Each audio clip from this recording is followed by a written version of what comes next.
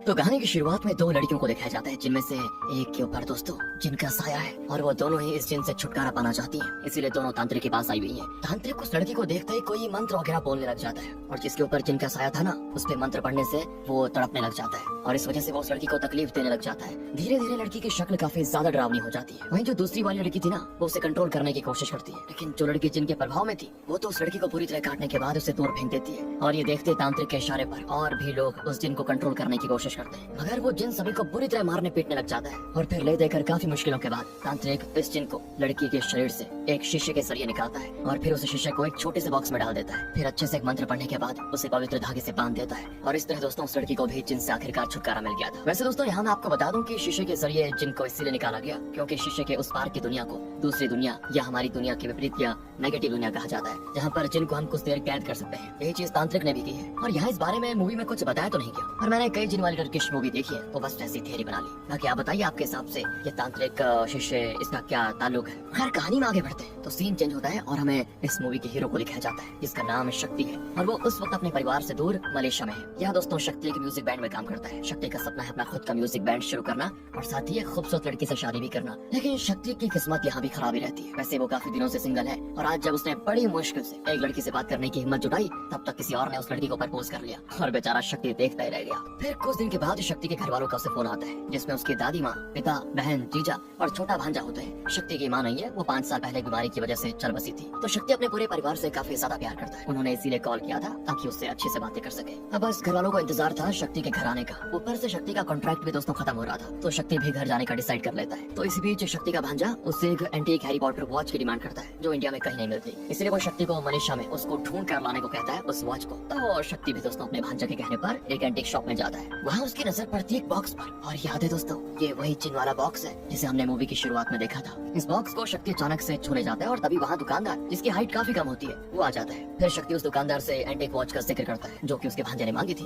तो दुकानदार उस वॉच को ढूंढने में लग जाता है। इसी बीच शक्ति को किसी का कॉल आता है और पता चलता है कि शक्ति को 5 लाख की लॉटरी लग गई है। शक्ति की खुशी का ठिकाना नहीं होता, अरे 5 लाख मिल गए एकदम से। और वैसे भी उसको अपना बैंड शुरू करने के लिए पैसों की सख्त जरूरत थी तो शक्ति को ये बॉक्स लगातार आकर्षित करता है। तो वो दुकानदार से भी इस बॉक्स के बारे में पूछता है कि ये क्या चीज है। दुकानदार बताता है कि इस बॉक्स में जिन है जो कि 700 साल पुराना है। राजा महाराजा लोग जब युद्ध पे जाते थे ना तो ये जिन उन्हें विजयी बनाता था और जिनको राजा लोग किसी गुल्लक की तरह मानकर अपने यहाँ पालतू बनाकर रखते थे, जैसे कि किसी कुत्ते या बिल्ली को बनाया जाता है। और बाकी जो लोग इसको अच्छे से नहीं जानते वो जिन से डरते हैं। दोस्तों अब शक्ति को इस बॉक्स को देखने के बाद लॉटरी लगी तो वो सोचता है कि हाँ यार ये बॉक्स सच में मेरे लिए लकी है। तो वो उस दुकानदार से ये बॉक्स यानी कि जिन को खरीद लेता है। अब अगले दिन शक्ति पहुंच जाता है इंडिया अपने परिवार से मिलने के लिए, जहाँ एयरपोर्ट पर शक्ति को लेने के लिए उसका दोस्त शाम आने वाला था, लेकिन गलती से शक्ति किसी दूसरे का बैग लेकर चलने लग जाता है। तभी उसको एक लड़की पीछे से आवाज देती है जिसका नाम प्रिया होता है। असल में शक्ति अपने बैग के बजाय प्रिया का बैग लेकर चला गया था। तो शक्ति जब प्रिया को देखता है वाह पहली नजर में उसे पसंद कर लेता है और प्रिया भी शक्ति को देखती है और फिर उससे अपना बैग लेकर चली जाती है। खैर दोस्तों तब तक शक्ति का दोस्त भी आ चुका होता है जो कि उसको एक शेयर्ड ऑटो में घर लेकर आता है। और ये जो शाम है ना ये अक्सर शक्ति के घर में रहता है तो वो एक तरह से उनका सदस्य हुआ परिवार का। शक्ति घर पहुंचकर सभी से मिलता है और सभी उसको देखकर बड़े खुश भी होते हैं क्योंकि काफी टाइम के बाद वो आ रहा था। तो शक्ति को जब पता चलता है कि उसकी बहन गीता प्रेग्नेंट है तो उसकी और खुशी का ठिकाना नहीं होता। दूसरी तरफ शक्ति का दोस्त उसके बैग को खोल चुका होता है जिसमें उस जिन वाले बॉक्स को देखकर सभी हैरान। तो सबके पूछने पर शक्ति बताता है कि ये जिन है और इसे मैं घर इसीलिए लेकर आया हूँ क्योंकि ये हमारे लिए गुड लक लेकर आएगा। बस हमें 3 बातों का ध्यान रखना पड़ेगा। पहली ये कि गलती से भी जिन का संपर्क पानी या धूप से न हो पाए, और दूसरा ये कि जिन को खाना सिर्फ रात के 12 बजे से 5 बजे के बीच ही देना है। और ये जिन खाना भी खाता है ये जानकर गीता एकदम से हैरान। सभी इस बॉक्स को बड़ी अजनबी तरीके से देख रहे होते हैं। तो शक्ति कहता है कि देखो अब हमारे घर में इस जिन के आते ही सब कुछ अच्छा और बेहतर होगा देखना। तभी अचानक से एक चीख गूंजती है और पता चलता है कि शक्ति की दादी बाथरूम में फिसल गई, जिन्हें लेकर फिर सभी लोग जल्दी हॉस्पिटल पहुंच जाते हैं। यहाँ पता चलता है कि दादी को कोई सीरियस चोट नहीं आई, कुछ दवाओं और कुछ दिन के आराम से ठीक हो जाएंगी। तो दोस्तों हॉस्पिटल में शक्ति एक बार फिर प्रिया को देखता है जो कि यहाँ पे नर्स है। प्रिया को देखते ही शक्ति अपनी दादी के लिए रोने का नाटक करता है जिससे प्रिया आकर उसको समझाती कि देखो परेशान मत रहो, दादी ठीक हो जाएगी तुम्हारी। और यहाँ पे ड्रामा करने के बाद शक्ति और बाकी परिवार घर आ जाते हैं। अब क्योंकि शक्ति को अपना म्यूजिक बैंड शुरू करना था जिसके लिए इंस्ट्रूमेंट्स और बाकी का खर्चा भी लगेगा, तो लॉटरी के 5 लाख तो शक्ति के पास है, मगर 5 लाख का इंतजाम उसको और करना था। इसके लिए शक्ति लोन लेने का फैसला करता है। तो वो और शाम बैंक से लेकर हर जगह जाते हैं कहीं से लोन मिल जाए, मगर उन्हें कहीं भी लोन नहीं मिलता। अब लोन तो चाहिए था तो एक शराबी इन दोनों को अपने एक बॉस के पास लेकर जाता है जो कि आखिर में शक्ति को लोन दे देता है। अब रात के वक्त शक्ति को अचानक से याद आता है कि उसे अपनी बहन को याद दिला देना चाहिए कि वो जिन के लिए 12 बजे खाना रखना ना भूले। तो शक्ति फोन करके अपनी बहन से जिन के लिए कुछ खाना रखने को बोल देता है जो कि काफी डरी भी होती है क्योंकि वो फर्स्ट टाइम जिन को एक्सपीरियंस कर रही थी। तो वो ठीक 12 बजते डरते डरते उठती है और जैसे वो उस बॉक्स के नीचे का एक दराज खाना रखने के लिए खोलती है वैसे जिन के पंजे उसके गले को दबोच लेते हैं। मगर ये गीता का सपना था दोस्तों। अब असलियत में 12 बजते हैं तो गीता बड़ी मुश्किल से हिम्मत करके किसी तरह जिन के बॉक्स में दूध और कुछ बिस्किट्स निकाल कर रख देती है। फिर जब रात के 2 बज जाते हैं तो गीता ये चेक करने के लिए जाती है कि जिन ने खाना खाया या नहीं, क्योंकि उसे विश्वास नहीं हो रहा था कि बॉक्स में जिन है। तो गीता बॉक्स में देखती है तो जिन ने उसका रखा हुआ आधा खाना खा लिया था, और ये देखकर गीता की हालत खराब, वो वहाँ से सीधे भाग खड़ी होती है। अब अगले दिन शक्ति का प्रिया से मिलने का दिल करने लग जाता है, तो वो घर में सभी से पूछता है कि तुम्हें किसी को हॉस्पिटल जाना है क्या? लेकिन किसी को वहाँ नहीं जाना होता। अरे कौन जाएगा हॉस्पिटल, ना तो दादी को और ना ही गीता को जाना था, किसी को नहीं। इसी बीच शक्ति को उसके दोस्त श्याम का फोन आता है और वो उससे मिलने के लिए चला जाता है। जिस दौरान दोस्तों अचानक से एक रोड एक्सीडेंट होता है और जब शक्ति जाकर देखता है तो वो एक्सीडेंट असल में प्रिया का था, जिसने अपनी स्कूटी को रिक्शा में ठोक दिया था। अब प्रिया बेचारी को चोट लगी थी, साथ ही शक्ति का घर पास ही में, तो शक्ति प्रिया से अपने घर चलने के लिए कह देता है और श्याम से कहता है कि उसकी स्कूटी लेकर आ जाना। फिर शक्ति प्रिया को अपने घर ले जाकर मरहम पट्टी करता है, जहाँ सभी घर वाले प्रिया का अच्छे से ख्याल भी रखते हैं। इसके बाद शक्ति प्रिया को उसके घर ले जाकर छोड़ देता है। वहाँ पहुँचने के बाद प्रिया शक्ति से कहती है कि देखो तुमने जो भी किया उसके लिए थैंक यू, और जिस तरह तुम्हारे घर वालों ने मुझे महसूस कराया, इतना अच्छा महसूस मैंने कभी नहीं किया। जानते हो, जब तुम्हें मैंने पहली बार एयरपोर्ट पर देखा था तो मुझे हमारे बीच कोई कनेक्शन सा फील हुआ, और आज मैंने तुम्हें जब मार्केट में देखा तो देखती रह गई। मैं भूल चुकी थी कि मैं स्कूटी चला रही हूँ और तभी मैंने गाड़ी ठोक दी। ये सारी बातें सुनते शक्ति दोस्तों यहाँ प्रिया को प्रपोज कर देता है और प्रिया भी जैसे इसी के इंतजार में थी वो उसे गले लगा लेती है। इसके साथ होती है इनके प्यार की शुरुआत। अब आगे हमें दिखाया जाता है कि कैसे उस जिन की वजह से शक्ति के घर में बड़ी अजीब और गरीब चीजें हो रही है, जैसे कि उस जिन की परछाई को हम घर में हर तरफ भटकते हुए देखते हैं। साथ ही जब शक्ति के पिता टीवी पर न्यूज देख रहे होते हैं तभी अचानक से कई बार चैनल चेंज हो जाता है और शक्ति के पिता बिल्कुल अपने बगल में उस जिन की परछाई को रिमोट लेकर बैठा चुपचाप देख जाते हैं। इसी बीच हमें टीवी पर एक न्यूज भी सुनने को मिलती है जिसमें बताया जाता है कि मशहूर बिजनेसमैन राधा कृष्णन की तबीयत में सुधार नहीं हो रहा और उन्हें तुरंत हॉस्पिटल में भर्ती किया गया है। दोस्तों इस चीज को याद रखना कहानी में, क्योंकि इससे रिलेटेड कहानी आगे आपको देखने को मिलेगी। फिलहाल शक्ति के पिता के बाद श्याम आकर चैनल को चेंज कर देता है, जिस पर वो जिन उसको कई बार मारता भी है और श्याम भी शक्ति के पिता की तरह जिनकी परछाई को देखकर उसके पास आकर छिप जाता है। अब इस बारे में जब श्याम और उसके पिता शक्ति से बताते हैं तो शक्ति कहता है कि ये अच्छा जिन है, आप डरो नहीं। शक्ति इस पॉइंट पर बॉक्स की तरफ देखकर पूछता है कि तुम अच्छे जिन हो ना, है ना? तो वो बॉक्स दोस्तों हिलने लग जाता है और यहाँ सभी घर वाले तो डरे हुए थे ही, मगर शक्ति बड़ा खुश था। उसे अभी भी ये सब कुछ मजाक लग रहा था। इसी बीच एक दिन जब प्रिया शक्ति के घर आती है तो वो भी उस बॉक्स को देखती है, जिसके करीब आते ही उसके चेहरे पे जोर की हवा लग जाती है। तभी प्रिया को फोन आ जाता है और बॉक्स के अंदर से जिन का हाथ प्रिया की तरफ बढ़ने लग जाता है, जो चीज शक्ति देख लेता है और वो जैसे प्रिया को बुलाता है ना, जिन अपने हाथ पीछे कर देता है। इस तरह इन दोनों का ये लव रिलेशनशिप जल्द ही शादी में बदल जाता है और प्रिया अब शक्ति के घर में ही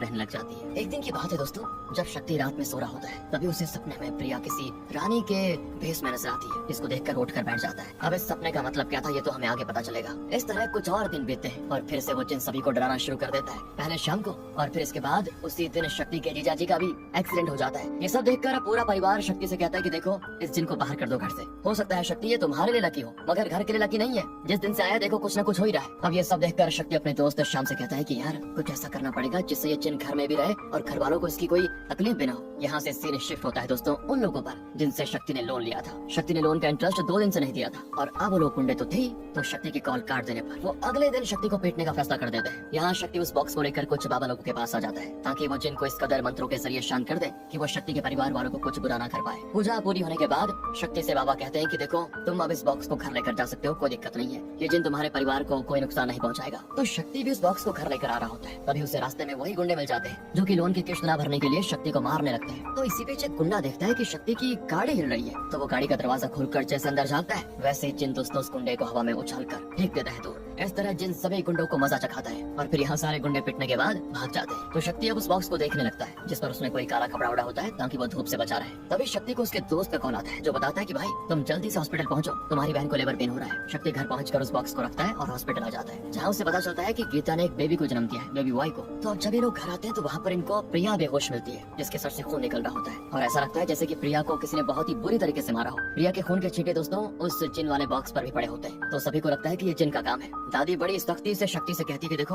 अभी की अभी तुरंत इस बॉक्स को बाहर फेंक दो। इतना सब होने के बाद भी तुम्हें समझ नहीं आ रहा? अब देखो इसने प्रिया का क्या हाल किया है। शक्ति ऑलरेडी गुस्से में तो था ही, वो तुरंत उस बॉक्स को लेकर बाहर रोड पे फेंक देता है, जिससे बॉक्स पे लगा हुआ वो काला धागा खुल जाता है, जिन हो जाता है आजाद। और दोस्तों यहाँ पे जाकर पहली बार जिन को उसके फिजिकल फॉर्म में दिखाया जाता है, जो कि डरावना तो बिल्कुल भी नहीं है। इधर जिन बॉक्स से बाहर आ चुका होता है और उधर शक्ति प्रिया को लेकर पहुंच जाता है हॉस्पिटल। फिर हॉस्पिटल में प्रिया का इलाज चलता है। डॉक्टर्स बताते हैं कि अभी कोमा में है, टाइम लगेगा, लेकिन हाँ वो सुनो और महसूस कर सकती है। इसलिए दोस्तों डॉक्टर कहता है कि उसके सामने पॉजिटिव पॉजिटिव बातें ही करना। इसी बीच जब सभी लोग घर चले जाते हैं सिवाय शक्ति को छोड़कर, तो दोस्तों पता है एक आदमी प्रिया के कमरे में घुसता है और उसका ऑक्सीजन निकाल कर चला जाता है। लगता है उसको मारने की कोशिश कर रहा है। और तभी यहाँ पे हम जिन की परछाई को देखते हैं जो कि तुरंत जाकर शक्ति के शरीर में समा जाता है और शक्ति जल्दी से प्रिया के कमरे में पहुंचकर उसका ऑक्सीजन वापस लगा देता है, जिससे प्रिया की जान बच जाती है। ये काम करने के बाद जिन शक्ति की बॉडी से बाहर आ जाता है, जिससे शक्ति को याद ही नहीं होता कि वो इस कमरे में कैसे और कब आया। शक्ति हैरान भी होता है। तभी उसको एक अजीब सी आवाज आती है जो कि शक्ति को महाराज कहकर संबोधित करती है। और ये आवाज दोस्तों असल में जिन की थी, जो कहता है कि चलो किसी तरह ये तो बच गई, नहीं तो अभी इसका राम राम सत्य हो जाता।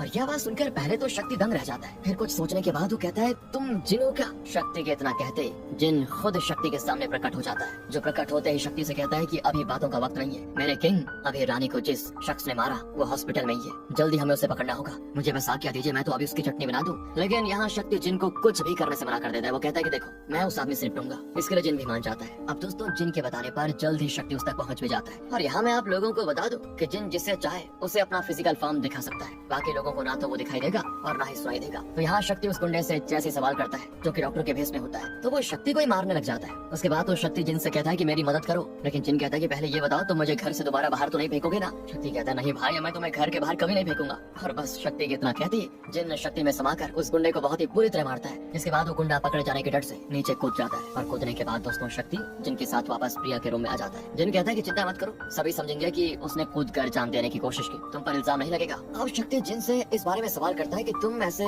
मेरी मदद क्यों कर रहे थे, लेकिन एक बात बताओ तुमने प्रिया को नुकसान क्यों पहुंचाया घर में? मैंने तुम्हारे बॉक्स में प्रिया के खून के छींटे देखे थे। तो जिन कहता है वो मैंने नहीं, बल्कि कई गुंडे घर में घुस आए थे तुम्हारे, उन्होंने रानी जी को इतनी चोट पहुंचाई है। रही बात मेरी, तो उस दिन पहले आपने मुझे उन बाबा लोगों से टॉर्चर करवाया, फिर जो थोड़ी बहुत ताकत मुझ में बची थी उससे मैंने रोड पर उन गुंडों से आपकी मदद की। ऊपर से उस दिन आपके परिवार ने मुझे खाने को कुछ दिया ही नहीं था, इस वजह से मैं सो गया और जब मैं उठा तो वो गुंडे मार कर जा चुके थे। अब शक्ति की समझ में नहीं आता कि भला वो लोग हैं कौन जो प्रिया को मारना चाहते हैं। शक्ति यही सोचते सोचते जिन से सवाल करता है कि तुम बार बार मुझे और प्रिया को ये राजा रानी क्यों बोल रहे हो, क्या बात है इसके पीछे? जिन कहता है क्योंकि आप राजा रानी हो, मैं आज से नहीं बल्कि 700 साल से आपका इंतजार कर रहा हूँ। करीब 700 साल पहले आप जब डेनमार्क के एक सफल राजा थे, आपने कई युद्ध लड़े और जीते भी। साथ ही आप अपनी रानी जो कि इस जन्म में प्रिया है उन्हें बहुत चाहते थे। उस वक्त आपने मुझे यानी कि जिन को पाला हुआ था, जो कि आपको हर बुरी नजर और साजिश इन सारी चीजों से रक्षा करता था। आपका एक मंत्री भी था जो कि आपको मारकर सारा राज्य खुद हड़पना चाहता था, लेकिन मैं उसका हर बार और षड्यंत्र नाकाम कर देता था। राजा को मंत्री के इरादों के बारे में नहीं पता था। मंत्री कुछ सालों के लिए शांत हो गया और सही समय का इंतजार करने लगा।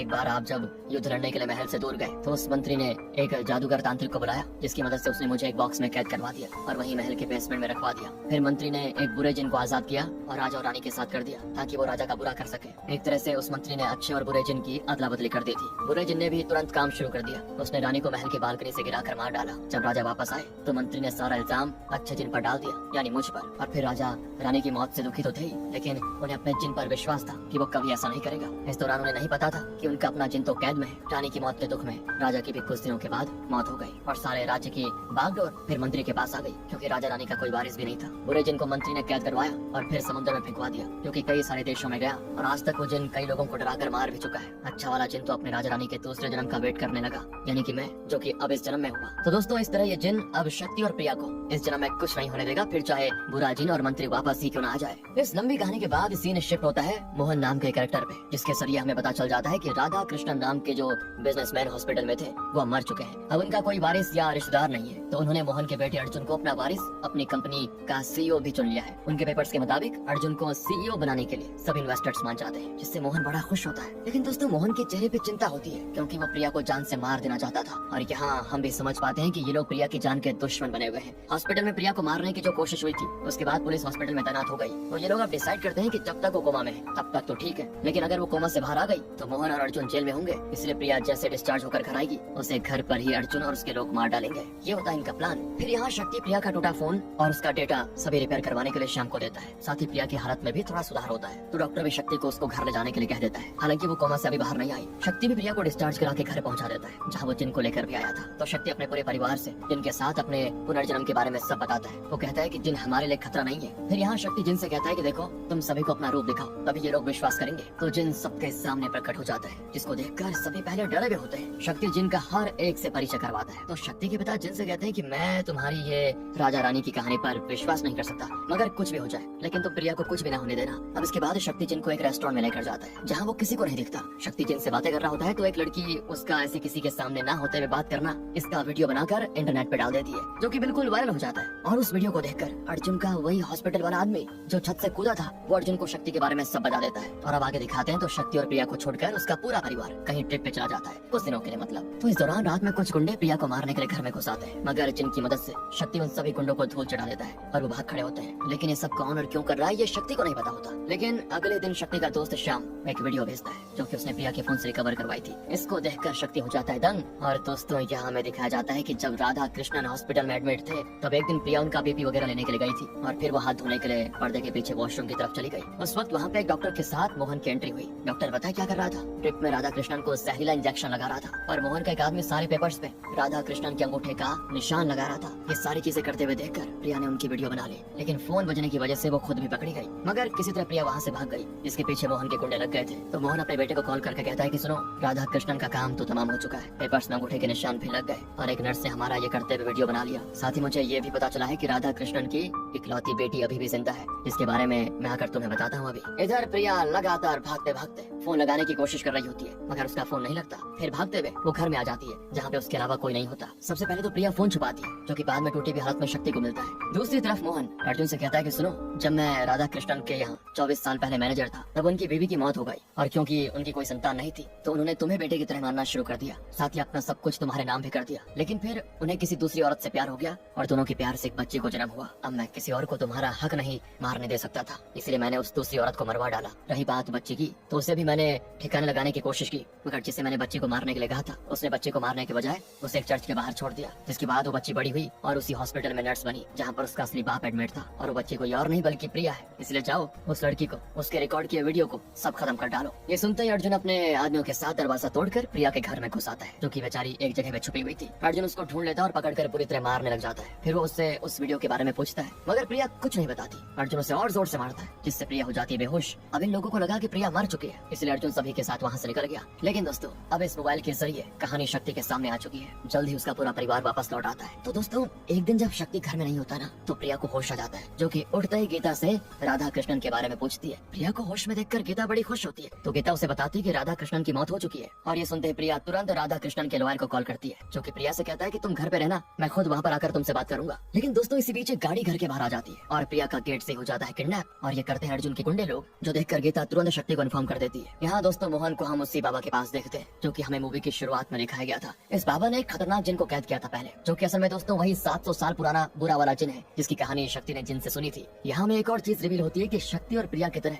मोहन का भी पुनर्जन्म हुआ है और वो असल में दोस्तों उस दौरान का मंत्री था, समझ गए ना आप। इसने राजा रानी को मरवा कर सब कुछ हड़प लिया था। मोहन को अपना पिछला जन्म याद आ जाता है, साथ ही उसे शक्ति और प्रिया के बारे में भी पता चल जाता है कि वो दोनों उस समय राजा रानी थे। इसलिए मोहन बाबा के पास आया ताकि वो शक्ति के पास जो जिन है उससे काबू करने में मोहन की मदद कर सके, नहीं तो शक्ति इनको आसानी से मार देगा जिनकी मदद से। तो बाबा मोहन से कहता है कि सुनो, जब उस लड़के के अंदर वो जिन आएगा तो मैं उस पर एक मंत्र फेंकूंगा जिससे उसके अंदर का जिन निकल कर एक बॉक्स में कैद हो जाएगा। फिर उसके कैद होने के बाद तुम उन्हें आराम से मार सकते हो, मगर इतना करने के बाद भी अगर वो जिन आजाद हो गया तो शायद तुम या कोई और भी उसे ना रोक पाए। उस केस में हमें इस 700 साल पुराने वाले पूरे जिन की मदद लेनी होगी। यहाँ दोस्तों हमें उस मूवी की शुरुआत वाले बॉक्स को जोर से हिलाते हुए दिखाते हैं और ये सब करने के बाद मोहन को उसके बेटे का फोन आता है जो कि अपने पिता से कहता है कि मैंने प्रिया को किडनैप कर लिया है पापा। मोहन कहता है कि इस जन्म में उसे मैं अपने हाथों से मारूंगा, उसे कुछ मत करना, बस मेरा इंतजार करो। अगले सीन में हम मोहन को प्रिया के सामने देखते हैं जो कि प्रिया को एक थप्पड़ मारते हुए कहता है कि तुम्हें मैं इस तरह सब कुछ बर्बाद नहीं करने दूंगा, पुराने जन्म की तरह आखिर में मेरी जीत होगी। इतना कहकर वो जैसे प्रिया को मारने के लिए बढ़ता है वैसे वहाँ पे आ जाता है शक्ति, जिसके अंदर वो जिन तो था ही और शक्ति जिन की मदद से सभी को बहुत बुरी तरह मारता है। मौका देखकर अर्जुन शक्ति के सर पे पीछे से वार कर देता है और फिर बाबा की मदद से ये लोग शक्ति के अंदर के जिन को एक बॉक्स में कैद कर देते हैं। जिसके बाद तो शक्ति को बहुत बुरी तरह मारा जाता है। तभी शक्ति अचानक से एक पाइप में टकरा जाता है और उससे पाइप भी टूट जाता है जिससे सारा पानी शक्ति जिन वाले बॉक्स पे गिरा देता है। और अब जैसा कि नियम था कि जिन को पानी के संपर्क में नहीं लाना होगा जो कि अनजाने में हो चुका है, तो जिन उस बॉक्स से निकलता है और अपने फिजिकल फॉर्म में आकर एक ही बार में सभी की सांसें बंद कर देता है। हालांकि मरने से पहले मोहन हार नहीं मानना चाहता, इसलिए वो मरते मरते उस दूसरे बॉक्स को भी खोल देता है जिसमें बुरा जिन है। उसके आजाद होते हैं दोस्तों अच्छे और बुरे जिन के बीच होती लड़ाई, जिसमें आखिरकार अच्छा वाला जिन जीत जाता है और वो बुरे वाले जिन को अपनी शक्तियों से हमेशा हमेशा के लिए कर देता है खत्म। बस अब फिर क्या था, शक्ति वहाँ से प्रिया को घर लेकर आता है। राधा कृष्णन की मौत की सच्चाई प्रिया की वजह से दुनिया के सामने आ जाती है और बाकी शक्ति अपने परिवार के साथ आगे की जिंदगी खुशी खुशी बताता है।